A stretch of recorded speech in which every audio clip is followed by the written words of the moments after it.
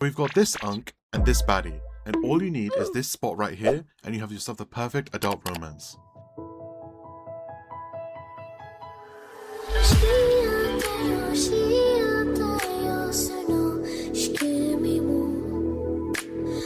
What's up everyone, welcome back.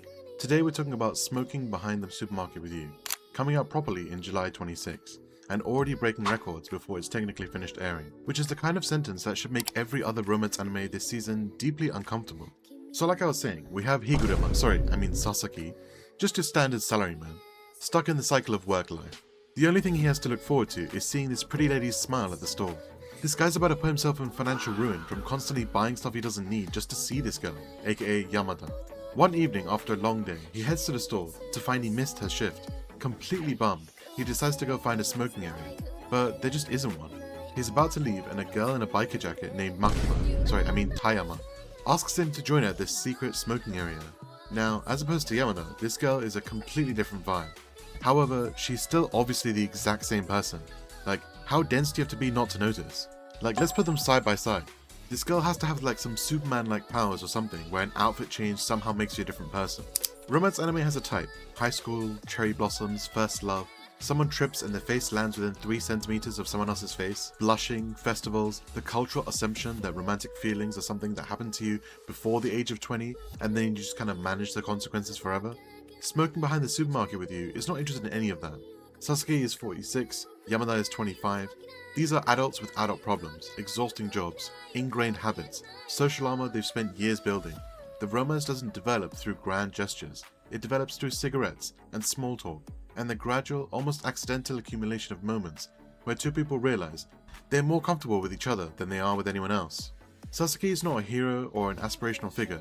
He's tired, he's overlooked, and the small warmth he finds in a supermarket checkout line is painfully, universally relatable to anyone who's ever found unexpected comfort in an unexpected place. That's the secret. The show isn't romantic in the conventional anime sense.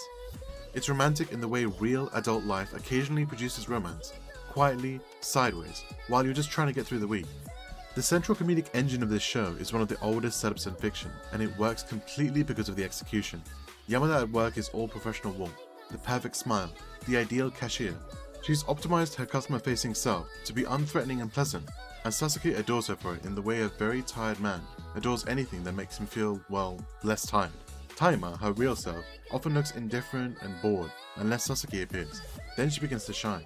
She's the version of Yamada that didn't have to perform, the version with piercings and a leather jacket and opinions, the version that is arguably more interesting. Sasaki treats them as completely separate people. He worries about Tayama getting cold and gives her his jacket. He thinks Yamada is delightful for smiling at him during checkout. Yamada is bemused and slightly upset that Sasaki can't tell that they're the same person. Also by him putting Yamada on such a pedestal while treating Tayama with extreme respect and consideration. She created this situation. She's furious about how it's going, but she keeps showing up to smoke with him anyway. This is what romantic tension looks like when the characters are old enough to know better and do it anyway. The pacing suits the material. It's not a show where you need 45-minute episodes to process emotional devastation. It's a show where two people sit behind a building and just talk. And the episodes are exactly as long as those conversations need to be. There's no padding, no filler, just Sasaki being quietly delighted and Yamada being quietly exasperated, and the gap between those two states closing by approximately 1mm per episode. Here's what the show understands that most romance anime don't bother with. Loneliness in adult life doesn't look dramatic. It looks like Sasaki, functional, employed, not visibly suffering with a life so routine that the most significant emotional event of his week is a cashier smiling at him. The show treats that as worthy of a story. Not sad, not pathetic, but worth telling. And Yamada, by offering not only a realistic look at the worries that often come in work life, but also the joy of having someone to confide in, is the answer to a question Sasaki didn't know he was asking. She's not there to save him. She smokes cigarettes with him after work and teases him gently and slowly, against her own better judgment. And that starts to mean something.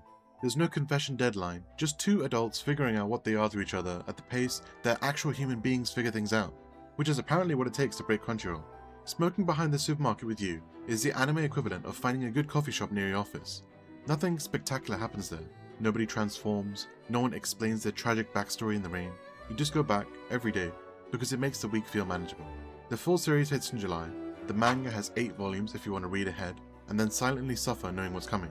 And somewhere out there, Sasuke is standing behind a supermarket, completely unaware that the coolest person he's ever met and the cashier that he's mildly obsessed with are the same woman, lighting another cigarette. Content. Honestly, good for him.